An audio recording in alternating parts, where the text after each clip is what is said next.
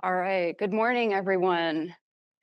Nice to see you all. Like Mike said, I'm Amy Kluber. I'm our editor in chief here, and I'm really glad to see you all here this morning. I'm glad to see Representative Sessions on the screen here, joining us virtually. Thank you so much, sir, for joining us despite all the efforts you are focused on right now in Texas. So we really appreciate it, and welcome to our event. Amy, thank you very much. What a delight. I think both of you have capsulized the importance of this measure today. And one thing I have learned in my years of work, it's that we cannot become siloed. We have to talk to each other. We have to learn from each other. And there is a benefit of people of goodwill who will try and aim for efficiency. No one wants to work for an organization that does not have a strong mission statement, a strong output, or a strong reliance upon understanding that we as Americans fight every day to make our country, not just to protect it, but to make it stronger and better. And I think that what you're doing today, Amy, is a prime example of exactly that. So I'm delighted to be with you. Fantastic. Very well said, sir. So first, before we kick things off, I do want to put this into a little bit of context. Efficiency in government technology, it's not just, it doesn't happen in a vacuum, as we know. It's shaped by policy, oversight, and sometimes pretty tough questions and challenges. So that's why we're starting this program with Representative Sessions. You'll hear a little bit about acquisition reform, data sharing, some of the IT modernizations efforts that he sees working toward efficiency. So do get your questions ready. There are two mics up here. We'll be happy to answer your questions here in a few minutes. So first, sir, given your roles within the Subcommittee on Government Operations, the DOGE Caucus, and beyond, what's one policy idea or oversight area you're focused on in the coming year that you think federal IT leaders, such as those in the room today, should have on their radar? Amy, thank you very much. I think that I'm going to answer your question, but I also need to add a caveat. There are actually two major priorities that we have that fall under the term of efficiency. And first of all, it was to get people back to work.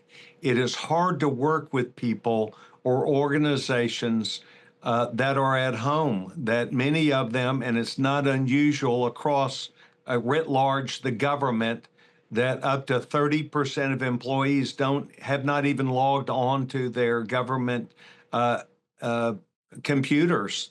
They have not been seen for years. We aren't sure because few records were left. And so organizations that have been attempting to move forward, they were not held accountable. There were not efficiency standards. People, even secretaries, did not even report to work. And when you've got this, you've got an organization that is unclear about who's in, who's out, and who's doing what. Secondly, I think it's important that we go to the larger picture, and that is that the federal government over the last 4 years has lost in misdirected payments between 300 and 500 billion dollars every year. These are payments that are being made out of systems, out of organizations, out of programs, Medicare, Medicaid, Social Security, uh, all sorts of programs that billions of dollars were being spent to people extraneous to them being a part of that system. And so it is requiring us as members of Congress to come to GAO and inspector generals to say, please tell us inside because you have the visibility. Please tell us the things that you see. And of course, they have been offering reports that go to what would be the old administration for a long time about how to gain back the footing against misdirected payments.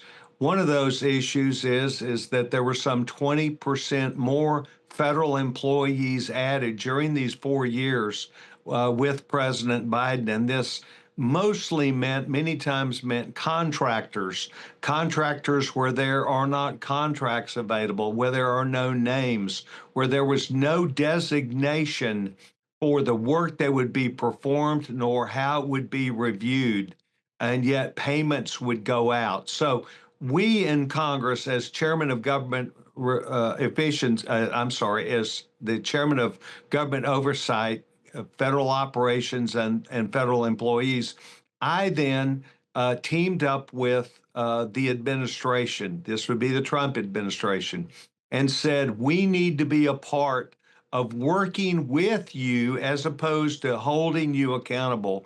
We need to work with you on ways that we can immediately go and correct these matters. So, to answer your question in a long way, it is that we have about 500, 350 to 500 billion dollars a year that are flying out the door to unintended or misdirected payments. And that is something we cannot sustain. That became a major effort of what I have taken the responsibility for.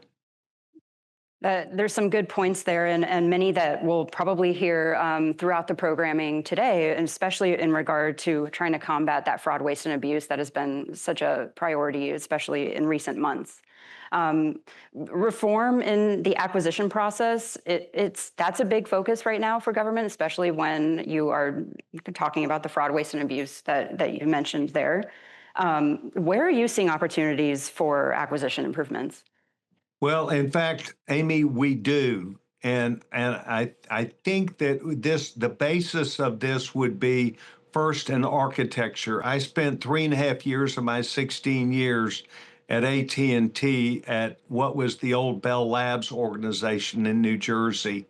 And we learned early on that an architecture, the way the system is designed, so to speak, is going to produce an outcome. And we are, as Mike was suggesting, siloed all across the government. You could take the Department of Transportation as one of the ways that you could look at it, and they have some 13 or 14 different systems, and they are actually designed that way. I don't agree with it, but they are designed that way to support the different agencies, the FAA, the Federal Highway Administration, and they were specific to those organizations. But some of the data that is necessary as then you move across to, once again, going back to this DOGE issue, government efficiency, Social Security held its privacy data and said no one else can have this data. No one can look at it. And yet the identifiers for understanding who people qualify and who people might be, we have found redundant across the board Social Security numbers. So as you look at DOT, they had these 12 or 13 different siloed systems, yet they could not get in to verify people, contractors or others, based upon a Social Security number, which is a generally accepted identifier. And so they were at a loss for knowing who they were dealing with and whether they had a cause with the government. Maybe they had not paid even the IRS for years. So this is the siloed benefit. So I think that what we're trying to do is to bring together the opportunity to merge these systems where they can talk to each other. We found in our investigation that the Biden administration actually recognized this huge problem that they had created and did something in an organization that began looking at how they could gather data, pieces of information, Social Security number, identifiers, Social Security number, addresses, names, emails, phone numbers, and these things that have come to about 1.8 billion pieces of data that we want to share across platforms. It does not have to be integrated into a system, but they have to have visibility to where we can go and check to find out where this, quote, 20% misdirected payments is, and then have a database that is professionally used to spot these things. So there is plenty of room. Silos need to be, they can stay if that's what Secretary Duffy, we're engaging the Department of Transportation now. They are moving forward. I would say from a congressional perspective, kudos to Secretary Duffy for recognizing and putting people who would be a part of this. Lastly, DOGE. DOGE runs across, it's writ large, it moves across the government. And these are very savvy, bright people. Yes, mostly from the outside. That's right. We got them because we believe that the outside of the rim, so to speak, the people who are out there making the free enterprise system work, we brought them in and we are challenging them and they are challenging us. So kudos to government for wanting to take on this issue that is called government efficiency, DOGE, and we are trying to work with them, and they are learning and reporting back excellent examples of them moving forward. The last part there is because I said half the equation is getting the federal government agency employees back. Yesterday, the Supreme Court just issued its ruling on this long-awaited decision about what do we do with federal employees who simply do not want to report back to work. And I will tell you that this is something, habits are hard to break. They say it takes 21 days to form a habit and 21 days to break a habit. I don't have a lot of sympathy for someone that's been at home and not even using, communicating with their organization or coming and being a part of it. And so we are moving forward now. The Supreme Court agrees with the Trump administration. So long answer, good question. Two distinctly different things we're working with. The agencies and contractors, and I'm talking to a group of people this morning who will bring their best effort there and who I admire and who I want to bring forth the best ideas that they have learned from across the free enterprise system, ways to solve problems. But the government must quit being the person that says, I'm sorry, you can't have that data and information, even though it would be to solve a big problem. And that's where we're going to run them over. That theme that you touched on pretty extensively there about the data sharing and bridging silos, bringing in the external expertise to really push that forward. For government, that's still a challenge right now. What's your view on getting it right? How can that, what needs to be done to really address the fraud, waste, and abuse further? This is going to require, going back to that architecture model again that I spoke of, at least data links and organizations designating people who would want to look at these identifiers. And it is important for us to remember that these identifiers are privacy issues, and we do trust federal employees who understand what they're dealing with. But we've got to get to the point where federal employees come back to work and do their work instead of sending it through a system and not being able to check on in various ways. So what does this find itself to? We want to run through the entire databases, whether it's Social Security, whether it is VA benefits, no matter what it might be, and recalculate and recheck, because some of these identifiers, i.e. Social Security numbers, reside across the system and they are not identified to one person. So we want to catch it before it goes out rather than sending it out and trying to get back the money. We find that does not work well. And if we will use the knowledge that has been gathered together and share it across government before these payments are made, we will be able to know that, okay, that's an effort that was worthy. We've already experimented enough with it and know it works. Sounds like the getting that data right is really going to be key to a lot of that. So I will turn it to the audience after this next question. So be prepared, get ready. You can just line up at the mic, and I will point to you. So you've been pivoting the tables a little bit. You've been a big proponent of extending the Pandemic Response Accountability Committee, which is set to expire this year. How does that work translate into this context? Well, in fact, the Pandemic Response Organization is about 100 people, and they are a group of people that gathers data, sometimes from sources inside the government, sometimes in sources, maybe the IRS, from government entities, maybe from it's a collection of data from what might be social media. This organization is a branded model that I would like to say is where we're starting. We're starting with the 1.8 million pieces of data that they have, and we're attempting to even vet that data. It is not to say that everything there is correct.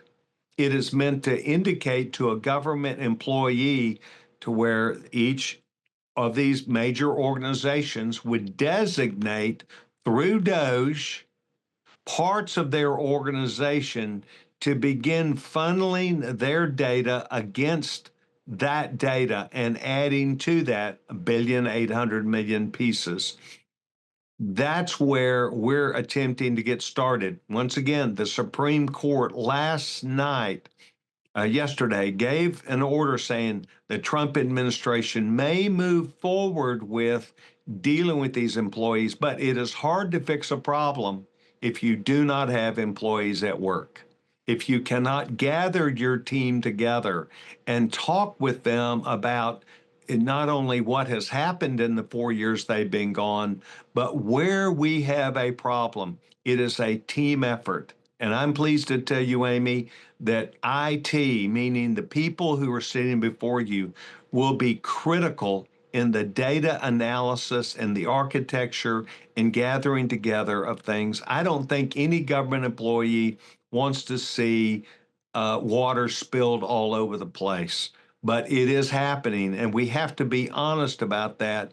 We have a responsibility to fix it. So the employees that report back to work, we're asking them to take a huge responsibility before they just agree to things. Absolutely. I don't see anyone lined up yet. Anyone have questions? Well, if they were in the 17th District of Texas, we had about 400 people at a town hall meeting 2 weeks ago. So I think that what I've said to the organization that may help them is we respect their professionalism. We appreciate these IT specialists and people who have moved forward, not only to provide better answers, but we need them to be a part of the issue. And I would say that I am available. If someone has ideas, somebody sees something, somebody wants something addressed, that email address is vip@mail.house.gov. vip@mail.house.gov. And if someone succinctly tells us who they are, where they work, what they would like for us to be aware of, we have the desire and the ability to listen to them and find a way to resolve that matter. But it is your people that are right there in the audience today that we believe are the key to an answer that helps the United States. And I really appreciate not only them being here today, but that your focus on this, Amy. Fantastic. We do have one question, so we'll give about a minute left. Congressman, we've seen that cultural change and change of all kinds in the government can take time. Are you concerned that the Doge organization is planning on being sunsetted in less than a year? How can we ensure that these critical changes that you're making and overseeing are perpetuated across the culture of government for the remaining decade plus? Well, this is a good point. I think that Doge is a specialty organization that gave us visibility to specifically come and look at payments, to look at money, to look at contracts, to look at where this 300 to 500 billion dollars is flying out the door. And the reason why this is a good question is because we have inspector generals. We have inspector generals that come, and we have GAO, Government Accounting Office, that come in and do these regular viewpoints, except they are on the outside of the door looking in, not inside the chair with direct access necessarily to then make changes by reporting to the management, the secretaries, the organization by which they're in. And so I believe that there is a hybrid that will develop itself. We, as you know, have received a strong challenge inside and outside. A lot of people that want us to be more have wanted us to get further down the road. And then there are people that want to block us entirely and don't like us. So we're going to find that happy medium. We're going to be interested in reporting these results. But Congress, now that the Supreme Court has acted and the agencies believe they have some opportunity to move forward, they are going to move forward, and then we'll see what laws we need to change. Last point. Amy alluded to very correctly the pandemic organization in law that goes away, I think, the end of September. We have a piece of legislation, and I'm pleased to report that I have a subcommittee ranking member, Mr. Nfume from Maryland. Both he and I have held extensive uh, uh, meetings. We have held extensive briefings. We have held extensive hearings where we have worked together. Government efficiency is a bipartisan effort between Mr. Nfume and myself. And virtually out of government reform and oversight, every single piece of legislation that Mr. Nfume and I have brought forward has been a 48-0 vote. And it is important to give credit to Mr. Nfume because he recognizes if the money is spent out of a program, that bleeds it away from the intended person or persons that it was intended to. And so, just so you know, Amy, I can look at you and say, I am working in the best interest of bipartisanship to get this accomplished. It's not a fight, it's a fix. That's very well said and a great note to end on. I know you are incredibly busy, so thank you so much for taking your time today to talk with us and brief us on what to look forward to. So thank you, sir. Hope I did well enough to get invited back, Amy. Of course. All right, turning it over to Mike.